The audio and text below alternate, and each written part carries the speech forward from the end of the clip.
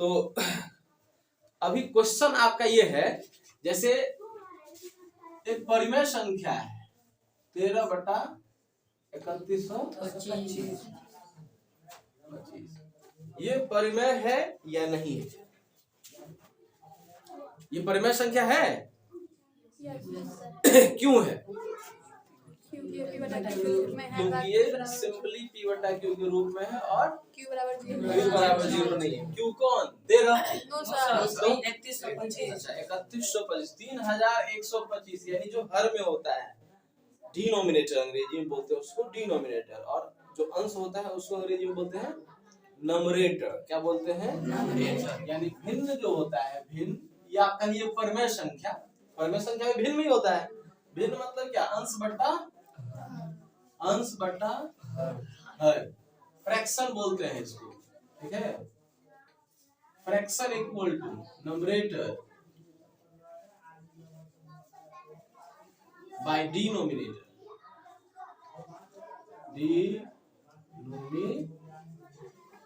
Numerator by denominator. तो कोई भी अगर फ्रैक्शन है, ठीक है, और उसका नमरेटर और डिनोमिनेटर दोनों ही अगर एक पूर्णांक है, पूर्णांक मतलब इंटीजर, समझ में आ रहा है? इंटीजर मतलब ख्याल रखिएगा, रूट वाली संख्या इंटीजर नहीं होगी। हाँ, वो होगी जिसका कंप्लीट स्क्वायर रूट आएगा, मतलब वर्गमूल, ठीक है। जिसका कंप्लीट वर्गमूल नहीं आएगा वो सब एक पूर्णांक नहीं कहलाएगा। पूर्णांक मतलब क्या? एक कंप्लीट संख्या होनी चाहिए, 1 2 3 4 5 6 7 8 0 -1 -2 -2, ये सब समझ में आ रहा ना? मैंने बताया था ना, ऋणात्मक संख्या सहित पूर्ण संख्या को पूर्णांक कहते हैं। नहीं याद है?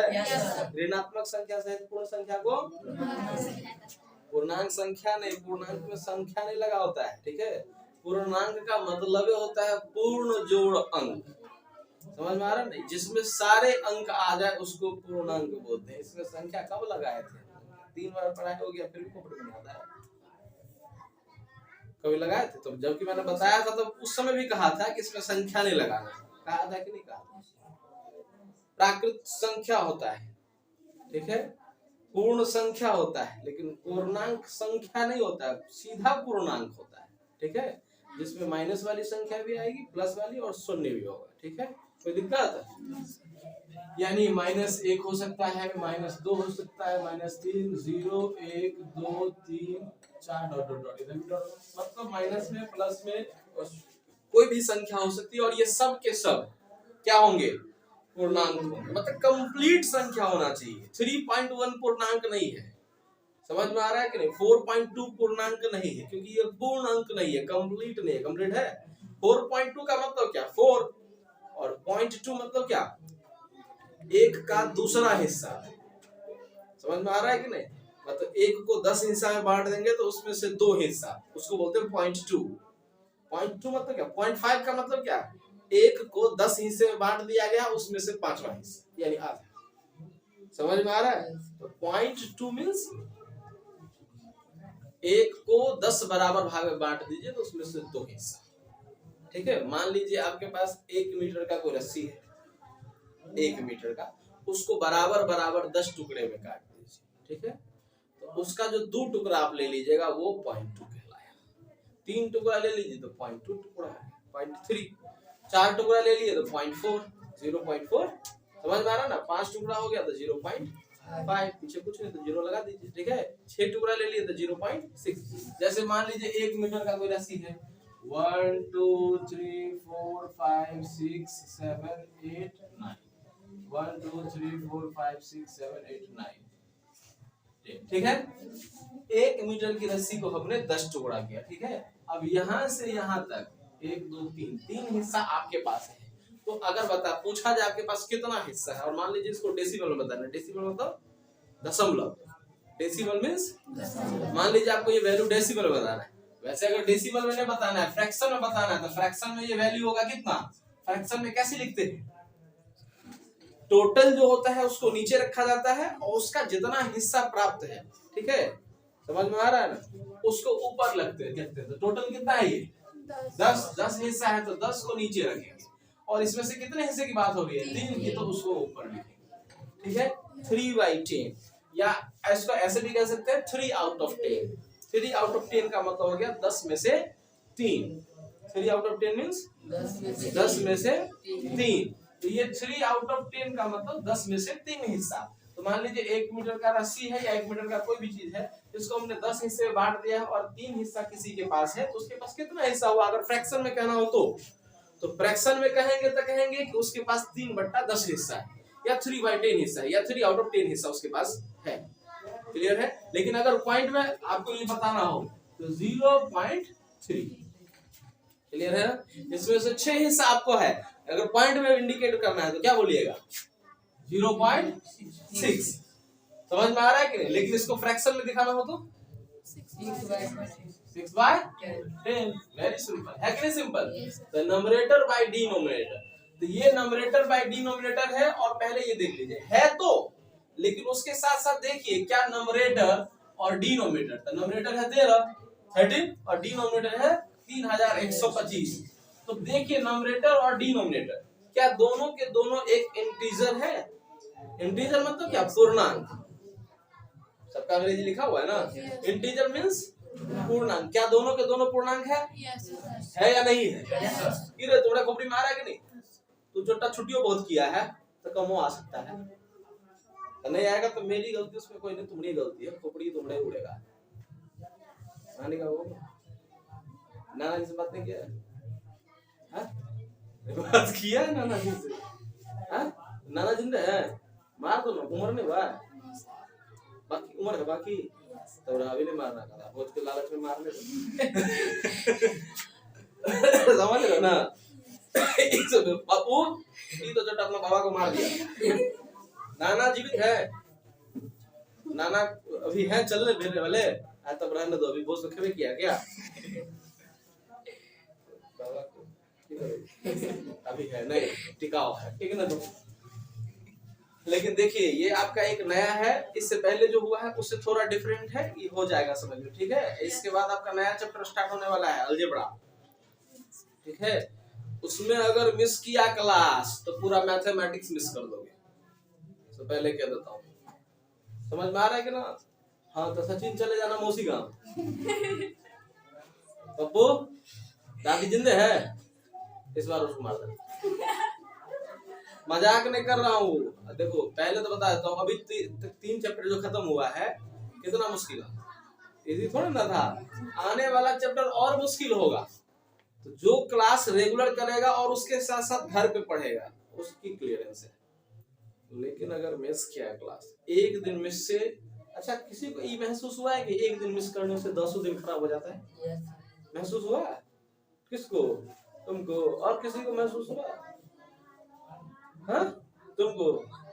और किसी को महसूस नहीं हुआ कि एक दिन छुट्टी करने से 10 दिन मिस्टेक हो खराब हो जाता है? तुम लोगों को वैसा पकड़े भी नहीं करो। तुम एक दिन मिस्टेक, एक दिन छुट्टी करने से 10 दिन खराब हो जाता है।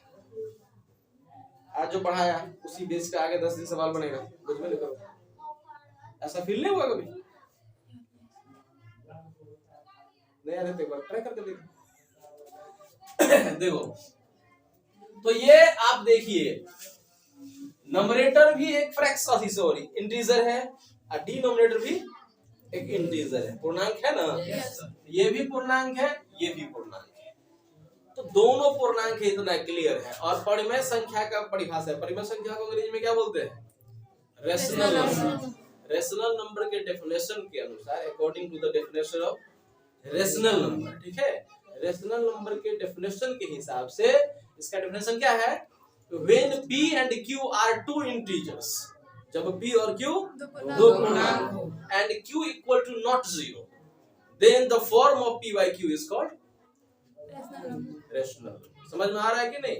यानी जब P और Q पूर्णांक है और Q बराबर 0 नहीं है, तब अगर P बट्टा Q लिखा हुआ है, यानी पूर्णांक बट्टा में लिखा हुआ है, भिन्न के रूप में लिखा हुआ है। देखो भिन्न में लिख देंगे अगर हम √2/5, तो क्या ये परिमेय संख्या होगा? भिन्न में तो है, भिन्न में लिखना होना चाहिए, लेकिन ये भिन्न है, ये इसीलिए हर भिन्न संख्या को परिमेय संख्या नहीं कह सकते। हाँ भिन्न में तो रहेगा, लेकिन शर्त है कि अंश और हर दोनों में एक पूर्णांक होना चाहिए और ये भी होना चाहिए कि हर यानी नीचे वाला जो डिनोमिनेटर है वो 0 नहीं होना चाहिए। ऊपर वाला चलेगा, नीचे वाला 0 नहीं होना चाहिए, तब वो रेशनल नंबर है यानी परिमेय संख्या है। अगर ऐसा नहीं है तो वो अपरिमेय है। ठीक उल्टा, समझ में आ रहा? अगर कोई संख्या परिमेय संख्या नहीं है तो वो अपरिमेय ही होगा, गारंटी। समझ गया ना? कोई दिक्कत? किरे रंजन समझ रहा है कि नहीं? अरे तू बुढ़वा बच्चा सब पीछे काहे रहता है, वो सबको आगे तो देखने में दिक्कत होता है। ठीक है ना? तो अब हम इसको, ये क्वेश्चन क्या कह रहा है कि बिना लंबी विभाजन प्रक्रिया किए, वैसे लंबी विभाजन का रूल क्या है, आप 13 से ऐसे डिवाइड करेंगे ना, तो ये किए बिना, मतलब ये करना नहीं है आपको, क्वेश्चन जो कह रहा है उसके हिसाब से चलना पड़ेगा। मैं बार बार कह देता हूँ, क्वेश्चन जब भी पढ़ते हैं तो इतना गौर से पढ़िए कि क्वेश्चन को समझने की कोशिश कीजिए। क्वेश्चन समझ गया, सोल्यूशन ही हो जाएगा। क्वेश्चन नहीं समझेगा तो जिंदगी भर सोल्यूशन करता रह जाएगा, रट्टा मार मार के थक जाएगा कुछ ना कुछ। सवाल बना हुआ, मैं बार बार कहता हूँ, सवाल बना हुआ आपको चाहिए, मार्केट में 20-25 रुपए में 10th का नोट मिल जाएगा, खरीद लो नोट, आराम से देख लो, बुझोगे कुछ नहीं बुझोगे। बना बनाया सवाल तो हर बहुत ही जगह मिल जाएगा, बुक्स में भी मिल जाएगा, नहीं मिल जाएगा, लेकिन उससे तो काम नहीं चलेगा। इसीलिए समझना जरूरी है चीजों को, ठीक है? क्वेश्चन समझिए।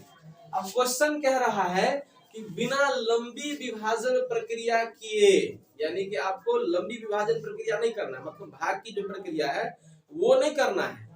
तब बताना है कि बताइए अगर हम 3125 से 3125 से 13 में भाग देंगे तो इसका दशमलव प्रसार शांत होगा कि अशांत होगा? देखो, भाग देंगे तो कटने वाला तो है नहीं, 13 न कटने वाला है, दशमलव में ले जाना पड़ेगा। सोचने वाली बात है ना, 13 से बड़ा है ये, तो भाग तो ऐसे ही नहीं लगेगा, तो ले जाना, भाग लगाने के लिए तो दशमलव देना पड़ेगा, आपको डेसिमल का यूज करना पड़ेगा। तो डेसिमल यूज कीजिएगा, तो डेसिमल के बाद तो कंडीशन 3 को होता है, या तो डेसिमल के बाद कोई संख्या पूर्णतः कट जाएगी, तो कट गई तो मतलब शांत आवर्ती हो गई, मतलब दशमलव प्रसार शांत है, उसको आवर्ती नहीं बोलेंगे, दशमलव प्रसार शांत हुआ। और अगर नहीं कटा तो वो अशांत है। अशांत 2 तरह का होता है, समझ में आ रहा है ना?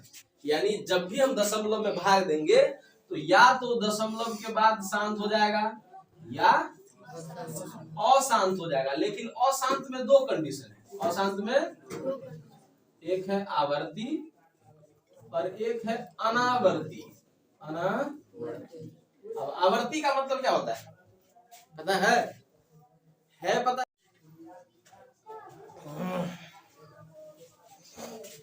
देखिए, तो हम थे, हाँ, अब आपको ये दिखाना पड़ेगा कि बिना भाग दिए ये बताना होगा कि इसका अगर दशमलव प्रसार में भाग दिया जाएगा तो भाग देने के बाद दशमलव प्रसार शांत होगा कि अशांत होगा।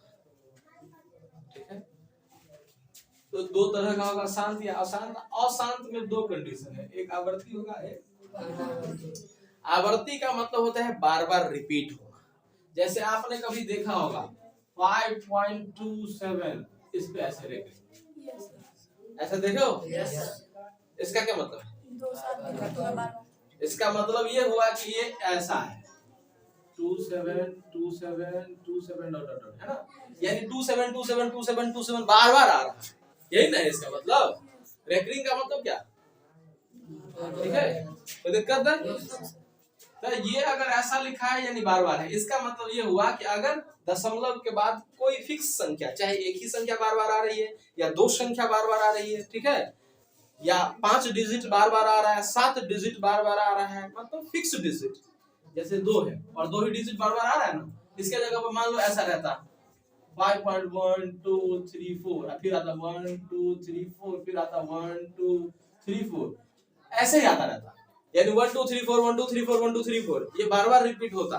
ठीक है, तो भी हम इसको ऐसे लिख सकते हैं 5.1 2 3 4, जो रिपीट हो रहा है उस पे रेकरिंग मार दें। ठीक है, इसका मतलब ये हुआ कि ये कैसा दशमलव प्रसार है, ये है आवर्ती।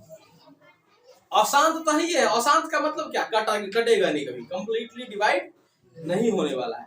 जब तक तुमको मन है पूरा दुनिया का कॉपी खत्म कर दो, ही खत्म नहीं होगा डिवाइड। समझ गया ना, ये खत्म होगा नहीं होने वाला है। तो इसका मतलब है कि ये अशांत है। अशांत का मतलब ये स्थिर नहीं होगा कभी, ठीक है। लेकिन अशांत में दो कंडीशन है, एक आवर्ती और एक अनावर्ती। तो ये आवर्ती है कि अनावर्ती है, कैसे पहचानेंगे? तो जब कोई फिक्स डिजिट, चाहे एक ही डिजिट होगा उसके स्थान पर, या दो होगा या तीन, लेकिन फिक्स होगा, उतना ही बार बार आ रहा है, ठीक है। जैसे मान लीजिए 579 फिर से आ रहा है, 579 579 579, लेकिन मान लीजिए आ रहा है 579 और फिर बीच में आ गया एक, फिर आ गया 579, फिर बीच में दो एक आ गया, फिर आ गया 57, तो सेम डिजिट का तो रिपीटेशन नहीं हो रहा है, तब वो अनावर्ती हो गया। समझ में आ रहा है कि नहीं? सेम डिजिट्स चाहे वो एक हो या एक से अधिक हो, ग्रुप में हो, ठीक है, लेकिन सेम डिजिट का रिपीटेशन हो, बार बार आ रहा हो, तो उसे हम आवर्ती यानी अशांत आवर्ती कहेंगे। अशांत आवर्ती दशमलव प्रसार, समझ में आ रहा है? लेकिन अगर दशमलव के बाद अशांत भी हो और डिजिट्स का रिपीटेशन भी नहीं हो, मतलब एक ही ग्रुप का सेम डिजिट रिपीट नहीं हो रहा हो, अलग अलग डिजिट आ रहे हो और वो कट भी नहीं रहा, तो हो जाएगा अशांत अनावर्ती। और ऐसा कंडीशन, अशांत अनावर्ती कंडीशन, सिर्फ और सिर्फ अपरिमेय संख्या में आता है। समझ में आ रहा है? अपरिमेय संख्या जैसे √2, समझ में आ रहा है ना? √2 मतलब क्या, दो का वर्गमूल निकालिए, स्क्वायर रूट कीजिए। तो दो का स्क्वायर रूट आपको करने आता है? एक एकम आता है ना ऐसे, और फिर कुछ नहीं, दशमलव, 00 ऐसा करते हैं ना। तो जब इसमें अब भाग देंगे ना, तो ई ना कटेगा, कभी ना कटेगा, जिंदगी भर करते रह जाओ। कोई भी अपरिमेय संख्या जिसका हम दशमलव प्रसार निकालेंगे वो अशांति ही होगा, और साथ ही साथ वो अनावर्ती भी होगा। समझ में आ रहा है ना? क्लियर है ना? जब ये अशांत है और अनावर्ती है, समझिए वो अपरिमेय संख्या। क्लियर है? शांत हो गया तो परमेय है ही है, और अशांत है आवर्ती है तो भी परमेय। क्लियर है? कोई दिक्कत? शांत है परिमेय, अशांत है तब परिमेय और परमेय दोनों हो सकता है, क्योंकि अशांत में दो कंडीशन है, एक कंडीशन है आवर्ती और एक है अनावर्ती। आवर्ती आ गया तो परिमेय संख्या, और अनावर्ती आ गया तो अपरिमेय संख्या। कोई दिक्कत नहीं ना? यहाँ तक कोई समस्या नहीं ना? तो हम अब ये भाग देना नहीं है, हमें ऐसे ही बताना है कि ये इसका दशमलव प्रसार करेंगे तो शांत होगा या अशांत। इसके लिए रूल है। इसके लिए रूल क्या है? हर को देखिए, डिनोमिनेटर को, हर को देख लिए, इसका अभाज्य गुणनखंड कीजिए। गुणनखंड, गुणनखंड पूछते हो ना क्या? फैक्टराइजेशन, ठीक है। गुणनखंड, अब गुणनखंड जैसे 3125 का गुणनखंड कीजिए। 2 से तो कहीं कटने वाला है नहीं, 3 से चेक कीजिए, 5 2 7 8 और 3 11, तो ये 3 से भी नहीं होने वाला है, 4 से तो होगा नहीं, 4 लास्ट टू डिजिट 25 बनता है, 25 4 से ना कटता है, यानी 5 से, लास्ट में 5 है ना, इकाई स्थान में 5 है तो 5 से कटेगा। 5 6 30 1 2 5 दूनी 25 25, 5 से 5 एकम, 5 दूनी 25, 6 से 5 से 5 दूनी 10 25, 6 से 5 से, ठीक है।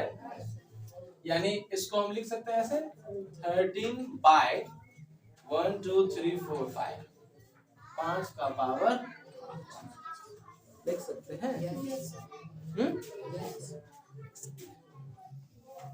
अब बताइए ये शांत है? यहीं पे कहना है ये शांत है कि नहीं शांत?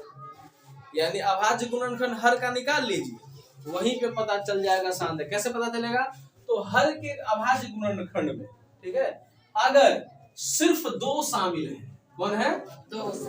2, या सिर्फ 5 शामिल है, अकेला 2 हो या अकेला, इसके अलावा कोई नहीं हो, तब उसका दशमलव प्रसार शांत हो।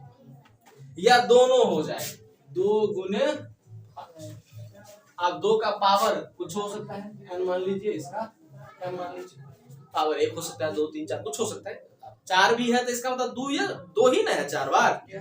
5 का पावर 7 है, इसका मतलब 5 ही ना 7 बार होगा। 5 गुणे 7 नहीं होगा, यानी सिर्फ 5 ही रहेगा। तो हम लिख सकते हैं या तो सिर्फ 2 का पावर n हो, या सिर्फ m का पावर m हो, 5 का पावर m हो, या आप इसको लिख सकते हैं 2 का पावर n गुणे 5 का पावर m। समझ में आ रहा है ना? यानी कि आप किसी भी भिन्न में हर का अभाज्य गुणनखंड निकाल लीजिए। आप उस अभाज्य गुणनखंड में देखिए क्या सिर्फ 2 शामिल है, या सिर्फ 5 शामिल है, या दोनों शामिल है। ठीक है, अगर सिर्फ 2 शामिल होगा तो भी शांत होगा, सिर्फ 5 शामिल होगा तो भी शांत होगा, दोनों शामिल हो गया, 2 और 5 दोनों, 2 and 5 बहुत, अगर उस दोनों में मतलब उसमें शामिल है उसके अभाज्य गुणनखंड में, ठीक है, तो भी वो शांत होगा। इसके अलावा कोई भी अगर अभाज्य गुणनखंड में आ गया 3, 5, 7 कुछ भी आ गया तो उसका दशमलव प्रसार अशांत होगा। यानी बिना भाग दिए ही हम पता लगा सकते हैं कि किसी भिन्न का दशमलव प्रसार शांत होगा या अशांत। मेरे चट्टा नींद आ रहा है, टोपी बोलो, हवा लगने तो टकला पे। समझ में आया? हाँ, तो तुम पता कर लोगे कोई भी दशमलव प्रसार शांत है कि अशांत है? पक्का? श्योर ना? What's the time?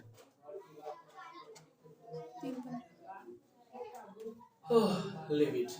ये आप नोट कर लीजिए, गुणनखंड साइड में कर लीजिए, यहाँ नहीं करना है गुणनखंड साइड में, ठीक है? रहने देते, ये बन जाएगा ना। इसका एक का सारा सवाल बना के लाइएगा, ठीक है? दिक्कत फिर मैं एक और बता दूं, 17/8 जैसे है, दूसरा कितना है 8, हर कितना है 8 का अभाज्य गुणनखंड 3 2 आया ना, तो इसको लिख सकते हैं 17/2 का पावर 3। शांत होगा क्या अशांत? शांत दशमलव प्रसार। समझ में आया? और हाँ, एक चीज और, ये करने से पहले चेक कर लेना कि ये स्टैंडर्ड फॉर्म में है या नहीं। स्टैंडर्ड फॉर्म याद आया? मानक रूप, कटने वाला तो नहीं है। कटने वाला है तो पहले काट फूट दो। समझ में आ रहा है ना? यानी स्टैंडर्ड फॉर्म में मानक रूप में ले आइए। जैसे मान लीजिए यहाँ पे हमें आता 15/18, तब नहीं करेंगे, पहले इसको मानक रूप में ले आएंगे। 3 से कटेगा ना, 3 5 15, 3 6 5/, अब करेंगे तो 6 का करिए, 2 दिया, ऐसे करो, 2 दिया, 2 और 3 आया, यानी 5/2 गुने 3 लिख सकते हैं। इसमें तो तीनों आ गया, शांत होगा क्या अशांत? अशांत। विश्वास नहीं होता तो चेक कर लो, चेक करें? हाँ, चलो करिए लेते हैं क्या? 6 है पक्का? कितना बचा? 4 2 कितना? 0 6 18 कितना बचा? 2 18 3 3 3 आएगा, यानी इसको लिखेंगे 0.83। समझ में आ रहा ना? ये होगा ही नहीं सब, क्योंकि इसमें 3 आ गया। तो 3 बहुत वैसे भी है, 3 अगर लग जाता है किसी चीज में तो उसको अशांत करिए देता है नहीं। अरे तुमको ऐसे भी कोई आदमी 3 चीज दे दे, अरे तो दुश्मन छो, 3 को देता है, कहता है तो 3 को मतलब खटपट। 3 अगर आ गया तो वो तो भाई बीन बजा देगा। समझ रहे हो ना? पक्का बीन बजाएगा। और बीन बजा दिया कि नहीं? किसका? 5 का, 6 का? 6 का बीन बजाया। काटने का काम कौन कर रहा है? 6 ना, मेहनत तो 6 कर रहा है, उसका बीन बजाया, वो चोटा काटिए नहीं पा रहा है, ठीक है? बीन तो 5 बजा रहा है, ठीक है ना? क्लियर है? Note it.